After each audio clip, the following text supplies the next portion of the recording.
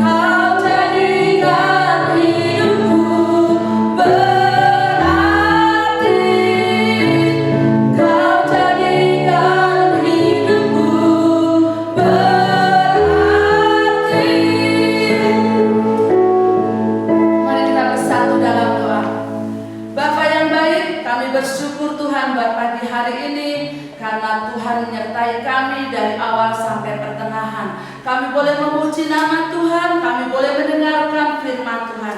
Tuhan Yesus yang baik, sebentar kami anak-anak mau mendengarkan firman Tuhan.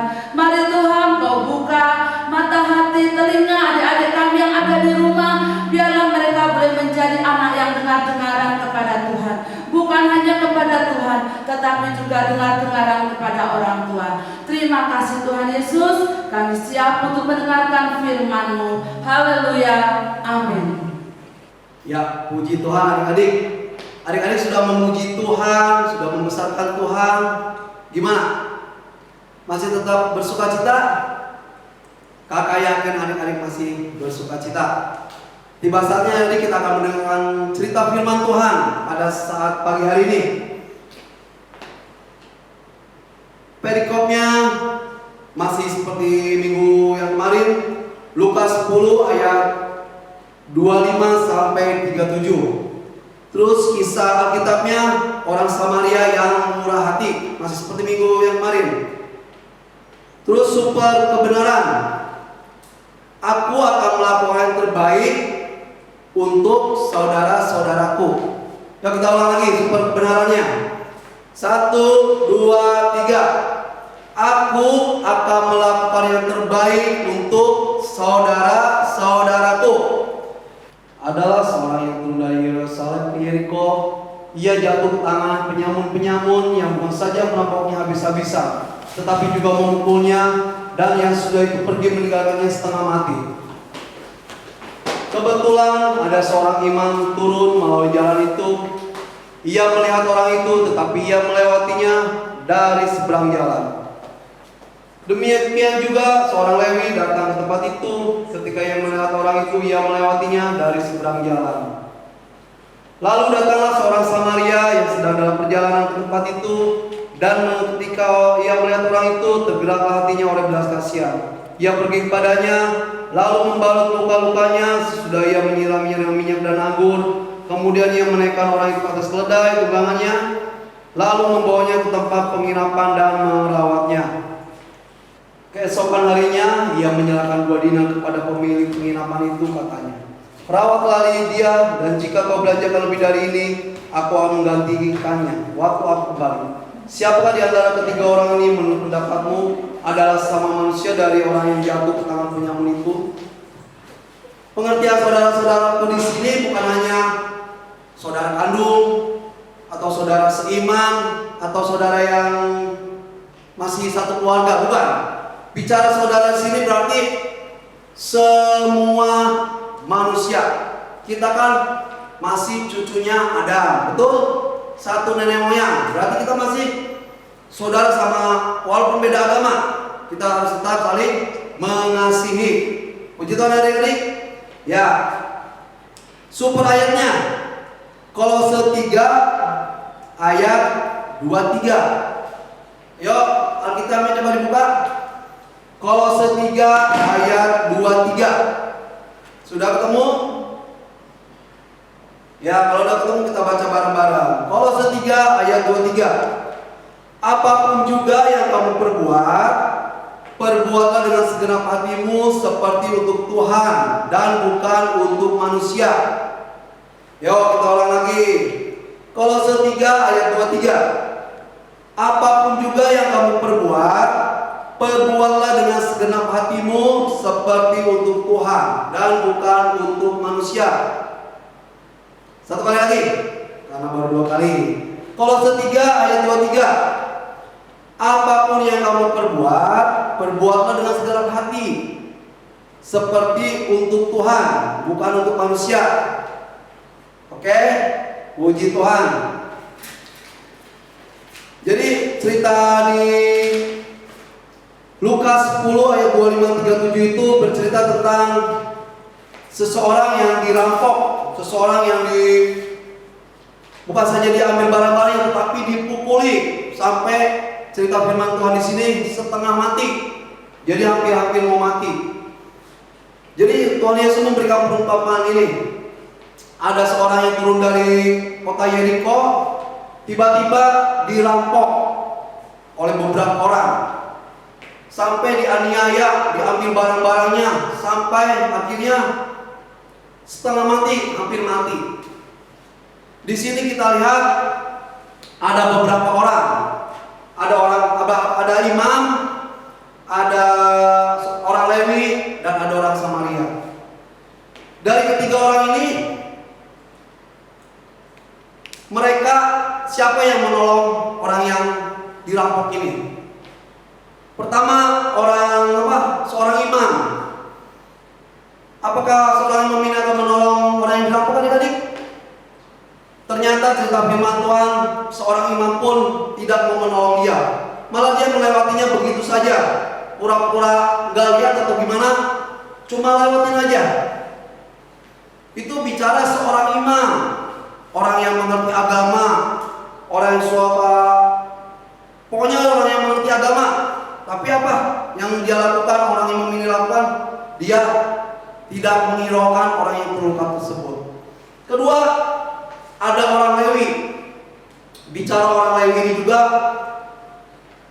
ini adalah suku termasuk dari 12 suku Israel. Suku Lewi.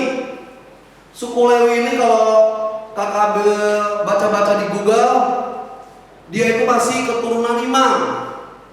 Dia juga diberikan tugas-tugas khusus di dalam gereja, di dalam bait suci.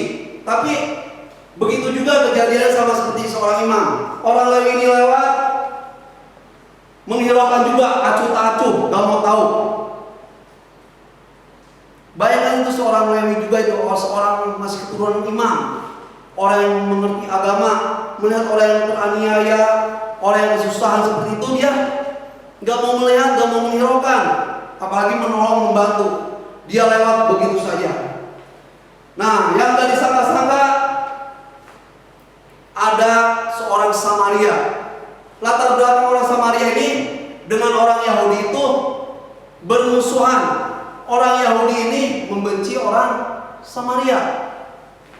Jadi ceritanya zaman dahulu, orang Samaria juga itu orang Israel bagian utara. Jadi latar belakang mereka saling benci udah dari dulunya. Jadi orang Yahudi ini membenci orang Samaria. Tapi di luar dugaan kita kan, orang Samaria ini malah menolong orang Yahudi. Orang yang terluka ini, orang yang dirampok ini orang Yahudi. Sedangkan orang Samaria ini dibenci sama orang Yahudi ini. Tapi apa yang orang Samaria ini lakukan? Akhirnya dia merasa iba, merasa kasihan kepada orang yang dirampok ini. Dia menghampirinya dan dia membalut lukanya, dan akhirnya dia membawa seorang yang dirampok ini ke sebuah penginapan. Jadi tidak cuma asal ditolong di tempat itu, tetapi dia membalut lukanya, membersihkan lukanya, dan akhirnya dibawa ke penginapan itu. Setelah sampai di penginapan, orang Samaria ini nggak begitu juga pergi, ditinggal pergi begitu, tidak. Tetapi dia menjelaskan atau memberi uang kepada pemilik penginapan itu. Kiranya uang 2 dinar ini kurang, nanti besok akan saya tambahkan lagi. Nah, di sini kita belajar apa arti itu kasih sebenarnya. Walaupun kita dibenci oleh orang luar, oleh keluarga kita, tetapi kita tetap mengasihi mereka. Enggak boleh jahat dibalas dengan kejahatan. Kalau orang baik baru kita balas dengan kebaikan, itu tidak baik. Yang Tuhan ajarkan, balas kejahatan dengan kebaikan. Adik-adik dibenci, adik-adik suka dihina atau dibully sama siapapun, adik-adik gak usah membalasnya. Adik-adik cukup berdoa sama Tuhan, biar Tuhan yang membalas apa yang Dia lakukan pada kita. Kita cukup berdoa aja, gak usah membalas. Yang kita lakukan apa? Yang berbuat baik pada yang membenci kita. Seperti contoh lagi orang Samaria ini. Orang Samaria ini dibenci oleh orang Yahudi. Tetapi apa kenyataannya? dalam cerita Alkitab ini malah orang Samaria yang menolong orang Yahudi itu yang selama ini membenci orang Samaria ini. Jadi Tuhan Yesus mengajarkan kita lewat cerita ini, kita tidak boleh membalas kejahatan, tidak boleh membalas yang jahat, balas lagi dengan jahat. Tetapi kita membalas yang jahat itu dengan berbuat baik.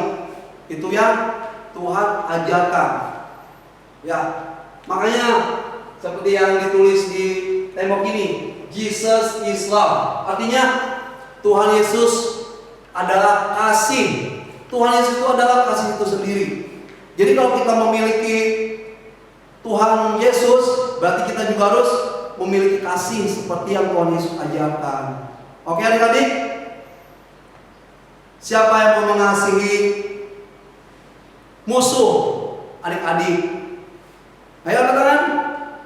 Iya, puji Tuhan. Berarti adik-adik mendengarkan firman Tuhan.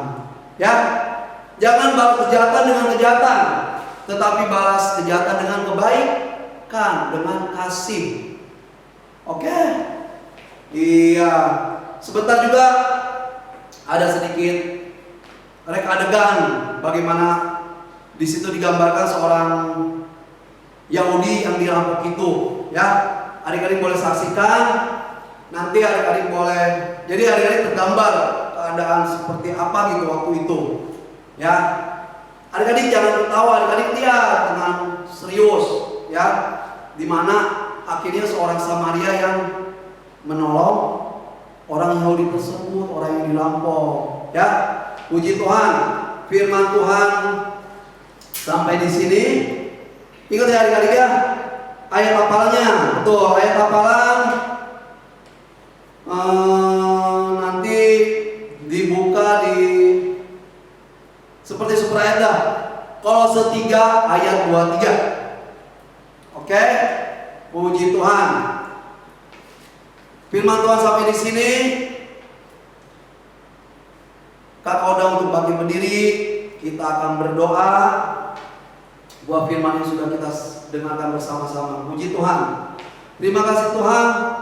Kami mengucap syukur dan berterima kasih kalau pada pagi hari ini kami sudah mendengarkan sebagian daripada cerita firman-Mu Tuhan, di mana firman-Mu mengajarkan kami untuk hidup saling mengasihi, saling berbuat baik, saling menolong, terlebih kepada yang jahat terhadap kami, Bapak. Terima kasih Tuhan. Biarlah firman ini boleh kami lakukan dalam kehidupan kami sehari-hari, Bapak. Terpujilah nama-Mu. Hanya di dalam nama Tuhan Yesus kami sudah berdoa ucap syukur. Haleluya. Amin. Dan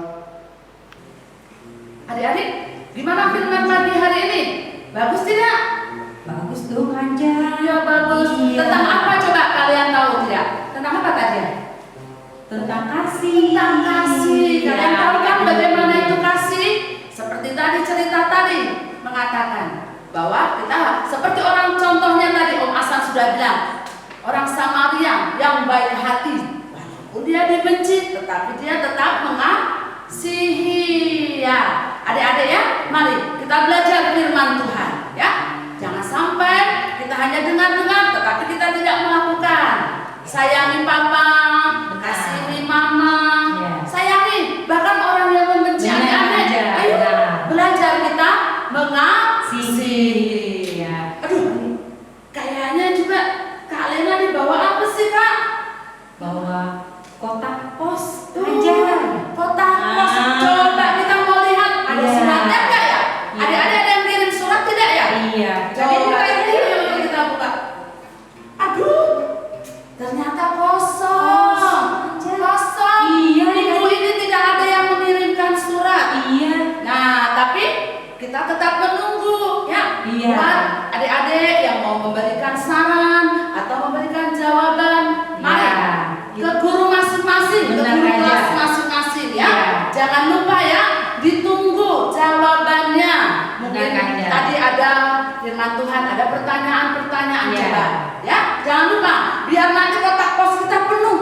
Benar. Apa saran-saran kalian ya?